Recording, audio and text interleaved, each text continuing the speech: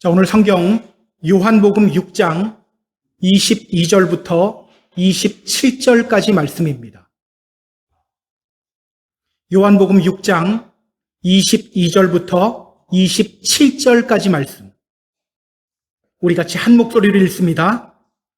이튿날 바다 건너편에 서 있던 무리가 배 한 척 외에 다른 배가 거기 없는 것과 또 어제 예수께서 제자들과 함께 그 배에 오르지 아니하시고 제자들만 가는 것을 보았더니, 그러나 디베리아에서 배들이 주께서 축사하신 후 여럿이 떡 먹던 그곳에 가까이 왔더라.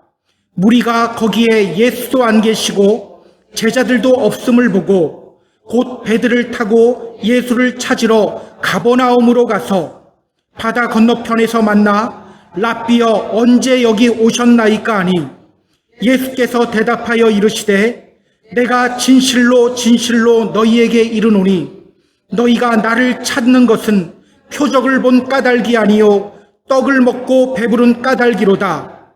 썩을 양식을 위하여 일하지 말고 영생하도록 있는 양식을 위하여 하라.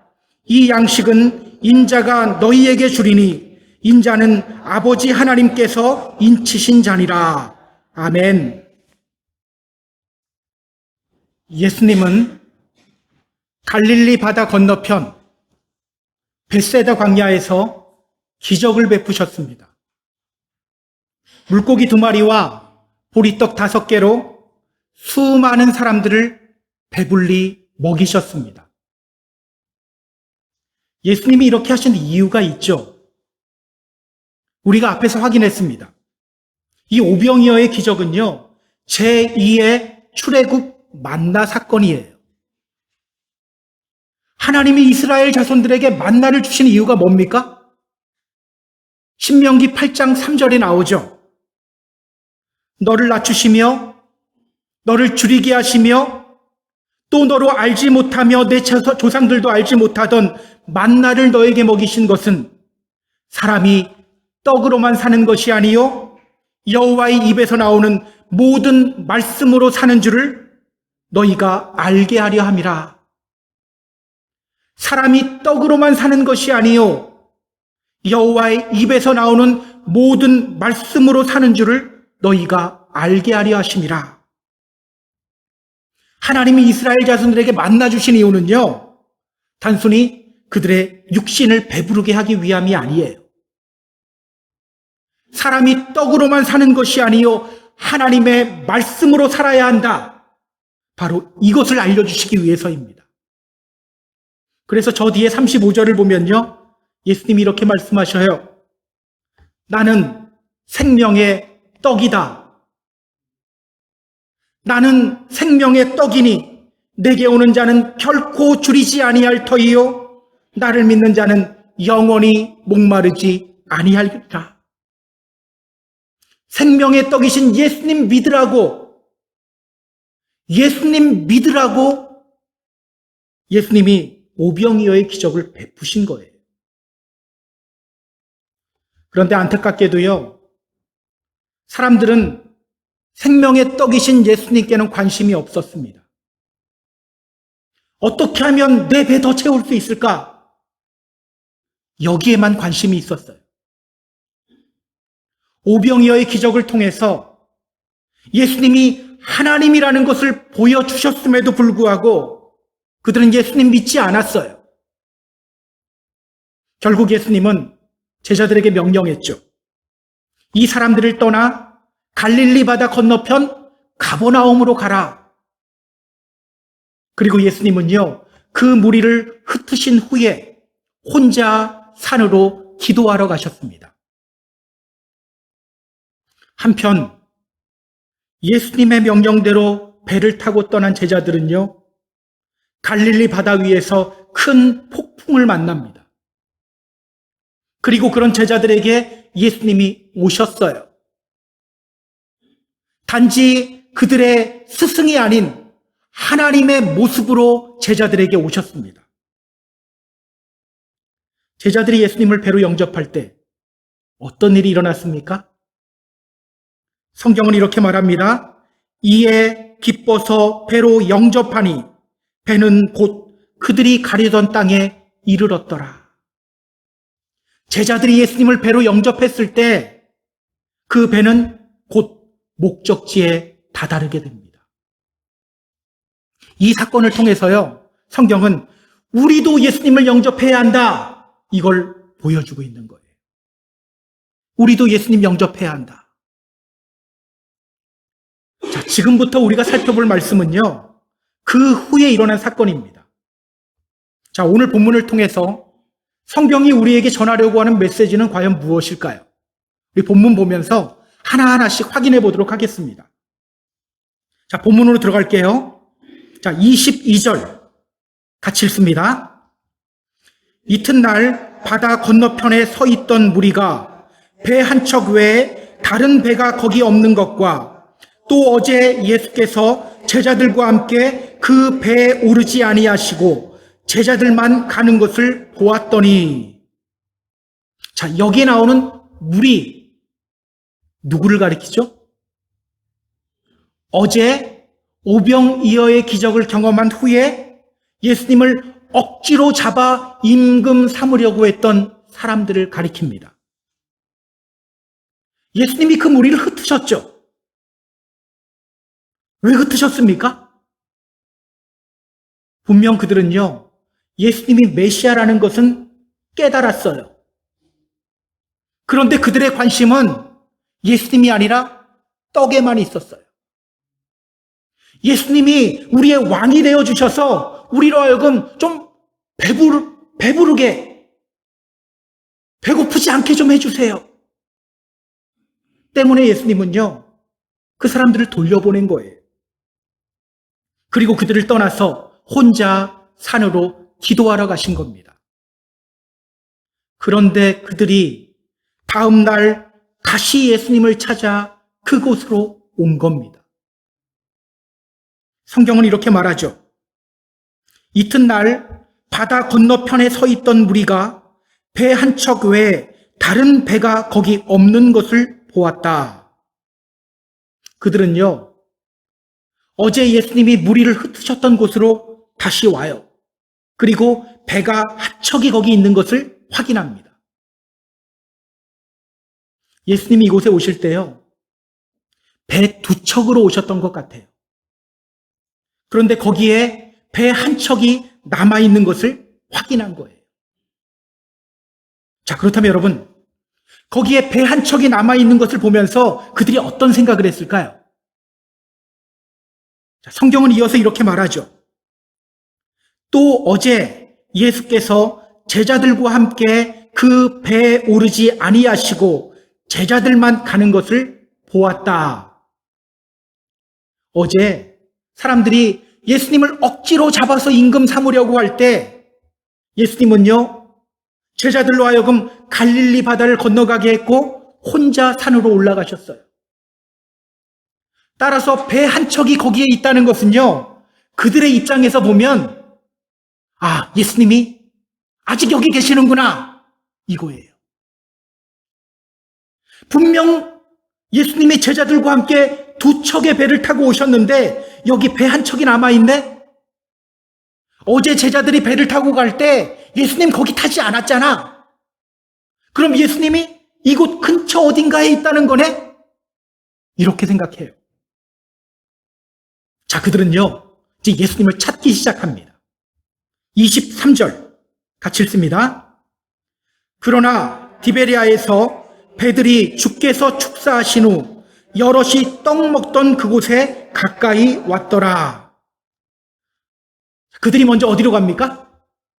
여럿이 떡 먹던 그곳, 예수님이 오병이어의 기적을 베풀었던 그 장소로 갑니다. 아, 예수님이 분명 이 근처 어딘가에 있을 텐데 혹시 어제 우리에게 떡 주셨던 그곳에 계시나? 이러면서 간 거예요. 지금 사람들은요, 열심히 예수님을 찾고 있어요. 예수님이 그들을 집으로 돌려보냈음에도 불구하고 다시 예수님께로 와서 예수님 찾고 있어요. 그러나 예수님은 거기 계시지 않죠. 예수님이 지금 어디에 계십니까? 가버나움에 계시죠. 예수님은요, 이미 제자들과 함께 갈릴리 바다 건너편 가버나움으로 가셨습니다. 자, 그럼 24절, 25절 보세요. 같이 읽습니다. 무리가 거기에 예수도 안 계시고 제자들도 없음을 보고 곧 배들을 타고 예수를 찾으러 가버나움으로 가서 바다 건너편에서 만나 랍비여 언제 여기 오셨나이까 하니, 그들은요, 예수님 보이지 않는다고 포기하지 않아요. 배를 타고 예수님을 찾으러 가버나움으로 갑니다. 아마도 그들 중 누군가가 이렇게 말했을 거예요. 어제 예수님이 제자들에게 말씀하실 때 가버나움으로 가라고 말씀하셨어. 내가 들었어. 그렇게 그들은 예수님 찾아 가버나움을 향해 간 거예요. 우리 어렸을 때 보던 만화 영화 중에 엄마 찾아 산말리라는 만화 영화 기억나세요? 그렇게 지금 예수님 찾아서 바다 건너편까지 간 거예요. 그리고 마침내 그들은 가버나움에서 예수님을 만납니다. 그들이 예수님 만난 곳이 가버나움 어디였을까요? 자, 저 뒤에 59절을 보면 알 수 있어요. 이 말씀은 예수께서 가버나움 회당에서 가르치실 때에 하셨느니라. 그러니까 그들은요, 벳세다에서 예수님 찾아 헤매다가 갈릴리 바다 건너편 가버나움까지 왔고요, 예수님이 가버나움 회당에 계신다는 소식을 들은 거예요. 그리고 가버나움 회당으로 와서 예수님 만난 거예요. 여러분, 예수님 만났을 때 그들의 마음이 어땠을까요? 정말 기뻤을 것 같아요. 반가웠을 것 같아요. 그들이 흥분된 목소리로 이렇게 말합니다. 랍비여, 언제 여기 오셨습니까? 랍비여, 언제 여기 오셨습니까? 여러분은 이 사람들을 보며 어떤 생각이 듭니까? 이 사람들이 어떻게 보입니까? 한편으로는요, 이런 생각이 들기도 합니다. 오늘 우리는 저렇게 열심히 주님 찾고 있는가? 오늘 우리는 저렇게 열심히 주님 찾고 있는가? 지금 그들은요, 엄청난 열심과 열정으로 주님을 찾았어요. 그리고 주님 만났어요. 잠언 8장 17절 말씀이 생각납니다. 나를 간절히 찾는 자가 나를 만날 것이니라. 그들은요, 정말 끝까지 포기하지 않고 예수님 찾았고 예수님 만났어요. 그렇다면 여러분, 오늘 성경이 우리에게 말하려고 하는 것이 열심과 열정일까요? 이 정도로 간절한 마음으로 주님 찾아야 하지 않느냐? 이것을 우리에게 말하려고 하는 걸까요? 그렇지 않아요. 예수님이 그들을 집으로 돌려보내신 이유가 뭐죠? 그들이 예수님 믿지 않았기 때문이에요. 예수님은 오병이어의 기적을 통해 예수님이 메시아라는 것을 알려주었습니다. 그런데 그들은 예수님 믿지 않았어요. 물론 입으로는 예수님을 향해 이렇게 말했죠. 이는 참으로 세상에 오실 그 선지자다. 예수님이 바로 하나님이 모세를 통해 예언했던 그 메시아라고 입으로는 고백했어요. 그런데 그들의 관심은요, 예수님이 아니었어요. 단지 떡 먹고 배부른 것이 좋아서 예수님을 자신의 왕으로 삼으려고 했던 거예요. 입으로는 예수님을 메시아라고 하는데 실제로는 예수님 믿지 않았어요. 때문에 예수님은요, 그들을 집으로 돌려보낸 거예요. 또 제자들을 그 사람들로부터 떨어뜨려 놓은 거예요. 예수님도 그들을 떠난 거예요. 그럼에도 불구하고 그들은 예수님을 열심과 열정으로 찾고 또 찾아낸 겁니다. 여러분, 이 사람들을 통해 성경이 우리에게 알려주려고 하는 것이 뭘까요? 이 사람들의 모습을 우리에게 보여주면서 성경이 우리에게 무엇을 깨닫게 하려는 걸까요? 오늘 우리는요, 이걸 깨달아야 합니다. 믿음 없어도 저렇게 열심 낼 수 있구나. 믿음이 없어도 저렇게 간절히 예수님 찾을 수 있구나. 예수님이 어떤 분인지 몰라도 저렇게 열심과 열정 낼 수 있구나. 바로 이걸 깨달아야 돼요. 우리는요, 믿음이 곧 열심이라고 생각합니다. 누군가가 교회 안에서 열심을 내면 우리 이렇게 말하죠. 저 사람 참 믿음 좋아. 또 나의 열심으로 나의 믿음의 크기를 추정하기도 합니다. 내 안에 있는 이 열심을 좀 봐. 교회를 향한 나의 열심을 좀 봐. 이게 믿음이 아니고 뭐야? 그런데 우리 알아야 돼요. 믿음이 곧 열심은 아니다. 믿음이 없어도 열심은 낼 수 있다. 주님 잘 알지 못해도 열심을 낼 수 있다. 물론 주님을 똑바로 알면요, 우리 안에서 자연스럽게 열심이 나와요. 열심, 이 영어로 인수지아즘이라고 하죠.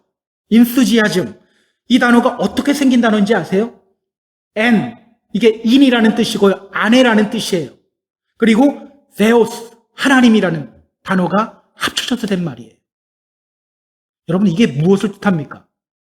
열심이라는 것은요, 나쁜 게 아니에요.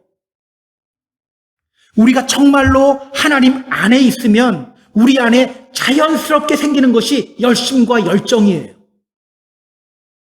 그래서 베드로 사도는요, 베드로전서 3장 13절에서 이렇게 말합니다. 또 너희가 열심히 선을 행하면 누가 너희를 행하리요? 열심 내자 그러죠. 사도 바울도요, 로마서 12장 11절에서 이렇게 말합니다. 부지런하여 게으르지 말고 열심을 품고 주를 섬겨라. 이렇게 성경은요, 열심을 품고 주를 섬기고 선을 행해야 할 것을 강조합니다. 열심은요, 좋은 거예요. 하나님 안에 있으면 자연스럽게 생기는 것이 열심이고 열정이에요. 그런데 여러분, 하나님 안에서 내는 열심이 아닌 잘못된 열심도 있어요. 오늘 이 사람들의 열심과 열정이 바로 그겁니다. 잘못된 열정인데 이게 엄청난 열정이에요. 잘못된 열심인데 이게 엄청난 열심이에요. 때문에 여러분, 열심을 내는 나를 보며 나는 믿음이 있구나 이렇게 생각하면 맞을 수도 있고 틀릴 수도 있어요. 그래서 오늘 우리는요, 항상 두 가지 질문을 동시에 던져야 합니다. 첫째, 오늘 나에게 주님을 향한 열심과 열정이 있는가? 여기서 끝나면 안 돼요. 둘째, 나에게 있는 열심과 열정이 정말 올바른 열심과 열정인가? 주님의 뜻도 모르고 계획도 모르고 그냥 되는 열심은 아닌가? 이 두 가지 질문 항상 동시에 던져야 합니다. 여러분, 믿음의 성도들이 잘못된 열심 내는 경우가 있어요. 사실은 사도 바울이 그런 삶을 살았었죠. 바울은요, 사도행전 22장 3절에서 또 갈라디아서 1장 14절에서 또 빌립보서 3장 6절에서 그리스도를 만나기 전 자신의 모습을 열심 있는 자로 묘사합니다. 열심 있는 자. 그런데 여러분, 그의 열심이 그를 어떻게 만들었습니까? 그리스도의 몸된 교회를 핍박하게 만들었어요.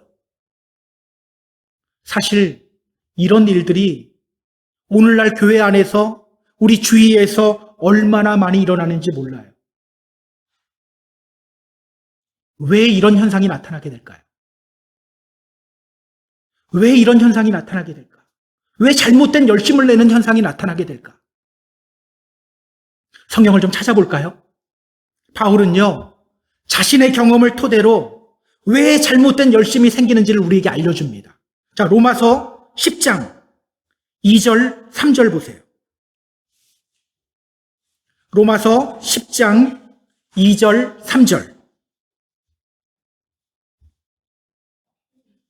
자, 로마서 10장 2절, 3절 같이 읽습니다. 내가 증언하노니 그들이 하나님께 열심히 있으나 올바른 지식을 따른 것이 아니니라.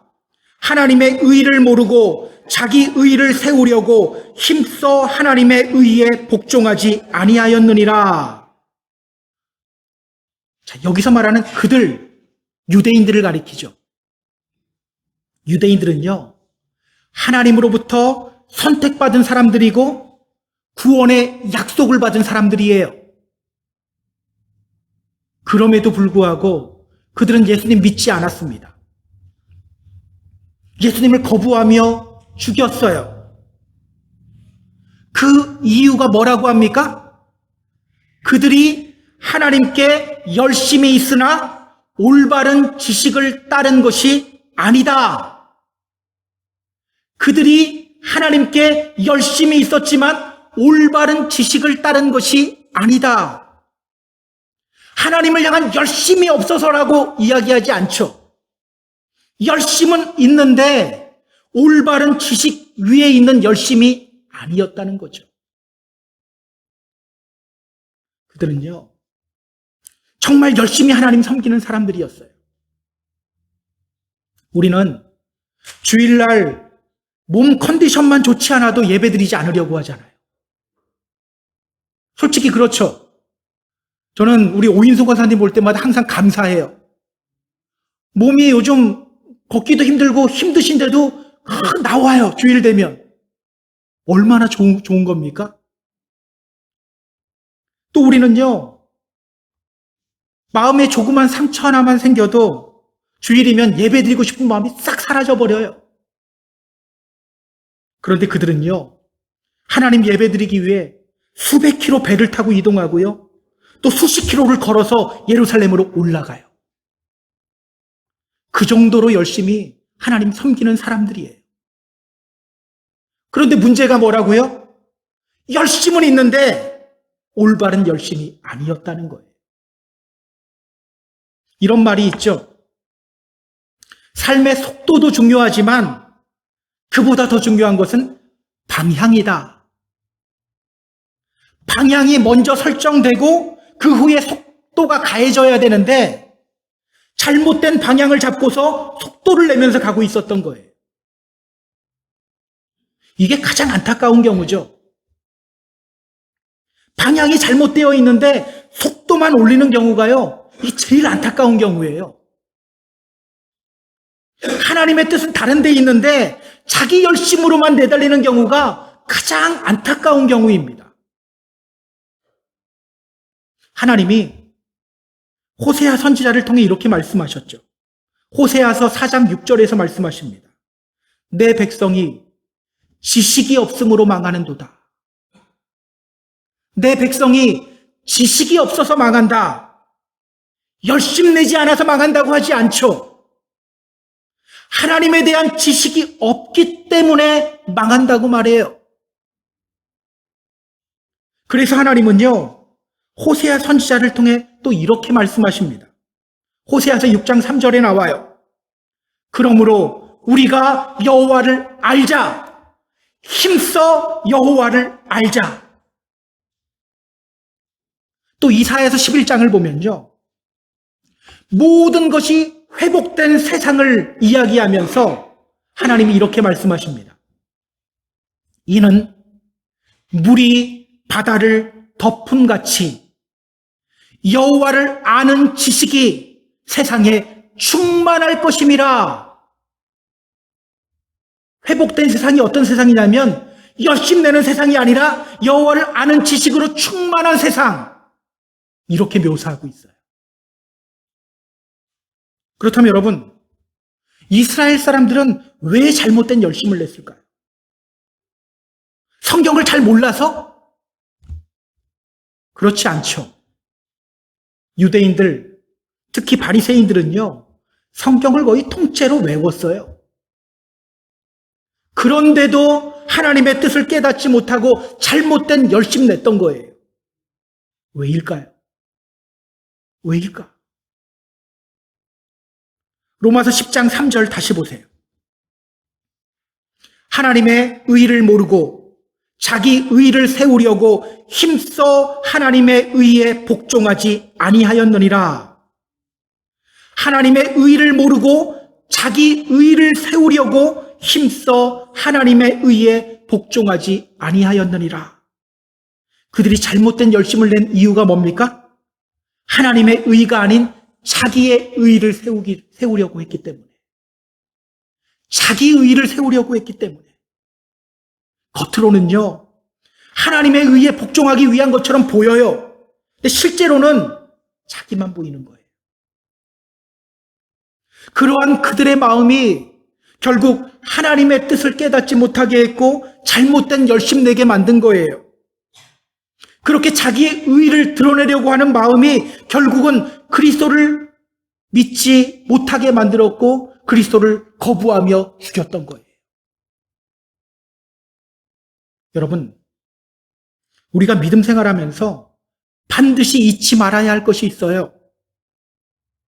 믿음의 길 위에서 잘못된 방향으로의 출발점은요, 언제나 늘 자기 자신을 바라보는 것으로부터 시작됩니다. 나를 바라보는 것으로부터 시작됩니다. 나의 힘듦, 나의 상처, 나의 경험, 나의 지식, 이거 보면서 잘못된 길 가는 거예요. 오늘 본문의 사람들을 보세요. 자기 배 부르게 하는 것, 이게 우선시 되다 보니까 이렇게 잘못된 열심 내고 있는 거예요. 사도 바울이 예전에 왜 잘못된 열심을 냈습니까? 자신이 얼마나 율법 잘 지키는 사람인지 이거 드러내려고 하다 보니까 잘못된 열심 내게 된 거예요. 그래서 여러분, 우리가 신앙생활하면서 가장 경계해야 할 것 중에 하나가 바로 교만이에요. 교만이 뭡니까? 잘난 척하는 게 교만인가요? 아니요. 자기 드러내는 게 교만이에요. 교만의 정의는 하나님보다 자기를 더 높이는 거예요. 특히 여러분, 영적 교만 조심해야 합니다. 내가 하나님과 가장 가깝다. 내가 가장 영적이다. 나 정도는 돼야지 하는 마음. 이 마음이요, 성도들의 관계를 찢어버리고요, 주님의 몸된 교회를 무너뜨려버려요. 사실 이러한 현상은요, 우리 같은 보수적인 성도들에게 훨씬 많이 나타나는 거 아세요? 때문에 우리 조심해야 합니다. 정말 경계해야 합니다. 자기 의를 드러내고 싶을 때마다 입술을 깨물어야 돼요. 기억하세요. 그리스도인으로서의 성숙한 사람은요, 자기 의는 없어지고 하나님의 의가 점점 가득해지는 사람입니다. 나는 없어지고 예수님의 마음을 갖는 사람. 나는 죽고 예수는 살고. 이게 우리 안에서 일어나야 돼요. 오늘 여러분 안에 어떤 열심이 있습니까? 주님 안에서 내는 올바른 열심인가요? 늘 주님 안에서 올바른 열심을 내는 저와 여러분이 되었으면 좋겠어요.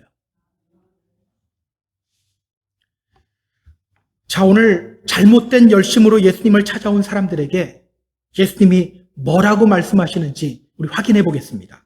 26절 같이 읽습니다. 예수께서 대답하여 이르시되 내가 진실로 진실로 너희에게 이르노니 너희가 나를 찾는 것은 표적을 본 까닭이 아니요 떡을 먹고 배부른 까닭이로다. 예수님이 그들을 향해 이렇게 말씀하십니다. 너희가 나를 찾는 것은 내가 하나님의 아들이라는 표적을 보았기 때문이 아니다. 단지 떡 먹고 배불렀기 때문이다. 아마도 그들은요, 자신의 열심과 열정을 보면서 스스로 뿌듯해하고 있었는지도 몰라요. 우리에게 있는 이 열심을 좀 봐. 이게 바로 믿음이야. 이렇게 생각하고 있었을 거예요. 그런데 예수님은요, 그런 그들을 향해 말씀하셔요. 너희가 나를 찾는 것은 내가 하나님의 아들이라는 표적, 그 표적 보았기 때문이 아니다. 단지 떡 먹고 배불렀기 때문이다. 아마 이들 안에 뜨끔한 생각이 들었을 것 같아요. 기억하세요. 우리 주님 다 아셔요. 우리 주님은요, 우리를 감찰하시는 분이십니다. 우리 믿음이 진짜인지 가짜인지 다 아셔요. 미플리 증후군이라는 정신질환이 있죠. 자신의 현실을 부정하면서 실제로는 존재하지 않는 허구의 세계를 진실이라고 믿는 정신질환입니다. 이 병에 걸린 사람들에게 나타나는 증상이 있어요. 이 병에 걸리면요, 자신이 거짓말을 하고도 그 거짓말을 진실로 믿어요. 그래서 나중에는 거짓말인데 진실이라고 생각하고 이야기를 해요. 요즘 이런 사람들 아주 많죠. 전 정치인들 볼 때마다 다 이 병에 걸린 것 같은 생각이 들기도 해요. 근데 여러분 그거 아세요?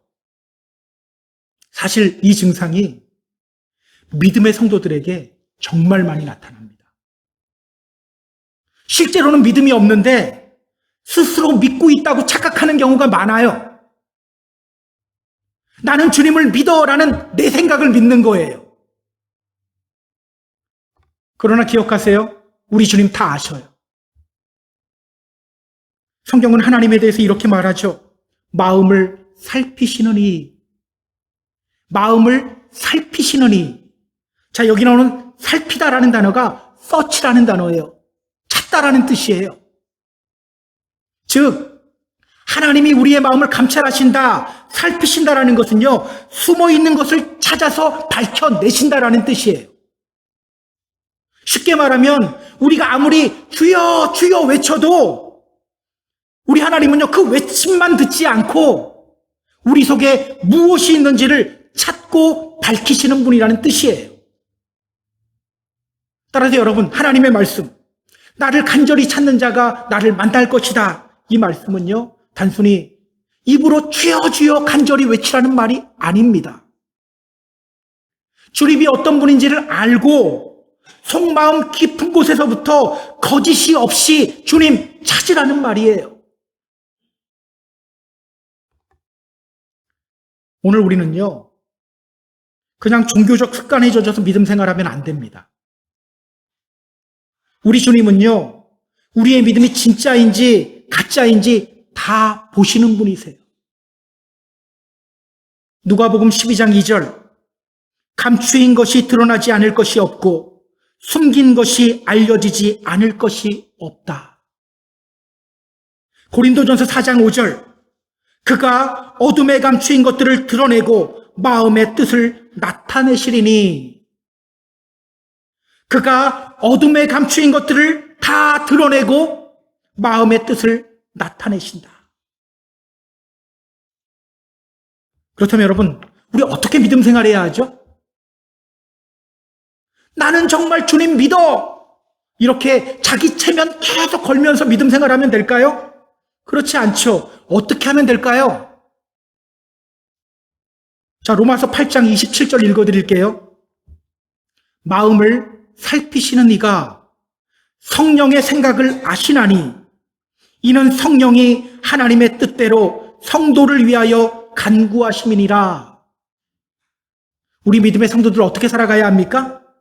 우리 안에서 역사하시는 성령님을 따라 살아가야 되는 거예요. 우리 안에서 말씀하시는 성령님께 좀 민감해야 돼요. 바쁘다는 핑계로, 화난다는 핑계로 귀 닫지 말고 그 말씀 앞에 민감하게 반응하고요, 그 말씀에 무릎 꿇고 순종해야 합니다. 여러분, 믿음은요, 자기 확신이 아니에요. 주님의 뜻 안에서 살아가는 것이 믿음이에요. 여러분, 이 사실 반드시 기억하시기 바랍니다. 오늘 예수님은요, 그들 안에 있는 마음을 아셨어요. 비록 그들이 예수님에 대해 믿음의 고백했고 누구보다 강한 열심과 열정으로 주님을 찾았지만 예수님은 그들의 마음을 알고 그들에게 말씀하셨어요. 너희가 나를 찾는 것은 표적을 본 까닭이 아니요 떡 먹고 배부른 까닭이로다. 자, 계속해서 예수님이 어떤 말씀하셨는지 볼까요? 27절 같이 읽습니다. 썩을 양식을 위하여 일하지 말고 영생하도록 있는 양식을 위하여 하라. 이 양식은 인자가 너희에게 주리니 인자는 아버지 하나님께서 인치신 자니라. 자, 오늘 예수님이 그들에게 이렇게 말씀하시죠. 썩을 양식을 위하여 일하지 말라. 썩을 양식을 위하여 일하지 말라. 이 말이 무슨 뜻일까요? 썩을 양식 위해서 일하지 말아라. 육신의 양식 위해서 일하지 말라는 말일까요? 사실은요, 초대교회에 이런 식으로 이 말씀을 이해하는 사람들이 있었어요. 그 대표적인 사람들이 바로 데살로니가 성도들 중에 일부분이에요. 그들은요, 예수님의 재림 기다리며 일하지 않았어요. 오늘 우리식으로 이야기하면 예수님의 재림을 기다리며 일하지 않고 매일 성경만 읽고 매일 기도만 했던 거예요. 그런 그들에게 바울이 뭐라고 말합니까? 누구든지 일하기 싫어하거든 먹지도 말게 하라. 야, 너희들 기도 열심히 한다, 믿음 좋다, 이게 아니라 누구든지 일하기 싫어하거든 먹지도 말게 하라. 걔네들 밥도 주지 마. 따라서 여러분, 썩을 양식을 위하여 일하지 말라는 말씀은요, 육신의 양식을 위해 일할 필요가 없다는 말씀이 아니에요. 썩을 양식을 인생의 목표로 삼지 말라는 말씀이에요. 단순히 인생의 목표가 남들보다 좋은 것 먹고, 남들보다 좋은 것 입고, 남들보다 좋은 차 타고, 이런 것들을 인생의 목표로 삼지 말라는 겁니다. 우리가 먼저 구해야 할 것이 뭐죠? 우리가 먼저 구해야 할 것. 마태복음 6장에서 주님이 말씀하시죠. 내가 너희에게 이르노니 목숨을 위하여 무엇을 먹을까? 무엇을 마실까? 몸을 위하여 무엇을 입을까? 염려하지 말라. 그리고 이어서 이렇게 말씀하셔요. 그런즉 너희는 먼저 그의 나라와 그의 의를 구하라. 오늘 여러분의 삶의 목표는 뭡니까? 먼저 그의 나라와 그의 의를 구하는 저와 여러분이 되기를 주님의 이름으로 소망합니다. 자, 오늘 예수님은 또 말씀하셔요. 영생하도록 있는 양식을 위하여 하라. 영생하도록 있는 양식을 위하여 하라. 뭐 불로초라도 좀 찾으러 다녀야 되나요? 영생하도록 있는 양식. 이게 뭘까요? 자, 오늘 예수님이 정확하게 알려주십니다. 이 양식은 인자가 너희에게 주리니 인자는 아버지 하나님께서 인치신 자니라. 자, 여기서 말하는 인자 누굽니까? 예수님. 그렇다면 여러분, 우리가 먹어야 할 영생하도록 있는 양식 누굽니까? 예수님. 예수님. 저 뒤에 35절 다시 보세요. 예수님이 말씀하시죠. 나는 생명의 떡이다. 나는 생명의 떡이다. 예수님이 생명의 떡이에요. 기억하세요. 오늘 우리가 먹어야 할 양식은 바로 생명의 떡으로 오신 예수 그리스도입니다. 예수님이 우리의 양식이 되어야 돼요. 갑자기 더 어려워지죠. 그렇다면 여러분, 예수님을 양식으로 먹는다. 이 말이 무슨 뜻일까요? 예수님이 우리의 양식이 된다. 베드로가 나중에 이 물음에 대한 답을 정확하게 대답했어요. 나중에 이 사람들 있잖아요. 오늘 예수님 막 따라다녔던 사람들 다 예수님 떠나요. 이렇게 열심히 예수님 찾다가 다 떠나버려요. 그때 예수님이 제자들을 향해 묻습니다. 너희도 가려느냐? 너희도 갈래? 그때 베드로가 예수님께 이렇게 대답해요. 68절 보세요. 주여, 영생의 말씀이 주께 있는데 우리가 누구에게로 갑니까? 주여, 영생의 말씀이 주께 있는데 우리가 누구에게로 갑니까? 그렇다면 여러분, 예수님을 양식으로 먹는다, 이 말이 무슨 뜻입니까? 주님 말씀 먹는다는 거죠. 주님의 말씀을 먹는다는 거예요. 사람이 떡으로만 사는 것이 아니요 여호와의 입에서 나오는 모든 말씀으로 사는 줄을 너가 알게 하려 함이라. 이 깨달음을 주기 위해서 예수님이 오병이어의 기적을 행하신 거죠. 기억하세요. 오늘 우리가 먹어야 할 양식은요, 주님의 말씀이에요. 주님의 말씀 먹기 쉬울까요? 먹기는 쉬워요. 속에서 써요. 이게 요한계시록에서 우리에게 말하는 거잖아요. 두루마리를 먹으라 했는데 먹었는데 입에서는 달아요. 막 당장 막 아멘 나오고 막 마음도 뜨거워지고 그래요. 속에서는 써요. 그래서 잘 안 먹으려고 해요. 그래도 먹어야 돼요. 끊임없이 말씀 속으로 들어가며 말씀 위에 서기 위한 몸부림이 오늘 우리에게 있어야 합니다. 말씀을 먹지 않는 순간 우리 이상한 길로 가게 되어 있어요. 목사도 마찬가지예요. 말씀 먹기를 멈추는 순간 이상하게 변질돼요.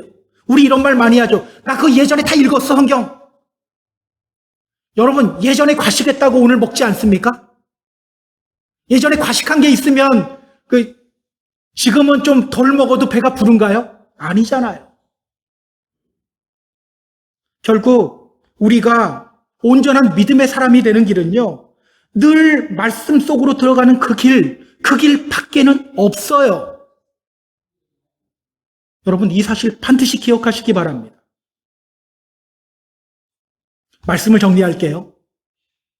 우리 사랑하는 펜사콜라 하는교회 성도 여러분, 오늘 여러분의 삶은 무엇에 열심을 내는 삶입니까? 주님을 믿는 믿음 안에서 내는 열심인지 그렇지 않은지 우리 구분해야 돼요. 구분하는 방법 어렵지 않죠? 자꾸 내가 보이면 우리는 잘못된 열심 내고 있는 거예요. 주님의 일이라고 포장해도 자꾸 거기에 내 감정이 앞서고 나의 의가 보이기 시작하면 우리는요, 잘못된 열심 내고 있는 거예요. 우리가 먼저 행해야 할 것은요, 열심이 먼저가 아닙니다. 주님의 말씀을 먼저 먹어야 합니다. 그때 우리에게서 올바른 열심이 나오기 시작합니다. 바로 이것을 알려주기 위해 예수님이 오병이어의 표적을 행하신 거예요. 사람이 떡으로만 사는 것이 아니요 여호와의 입에서 나오는 모든 말씀으로 사는 줄을 너희가 알게 하려 함이라. 늘 주님의 말씀 먹고 주님의 말씀을 따라 살아갈 때 우리는 영생 얻게 됩니다. 자, 이번 한 주간도 말씀 열심히 먹는 저와 여러분이 되었으면 좋겠어요. 그렇게 말씀을 따라 살며 영생을 이루게 되는 저와 여러분이 되기를 주님의 이름으로 축복합니다. 다 같이 기도하겠습니다.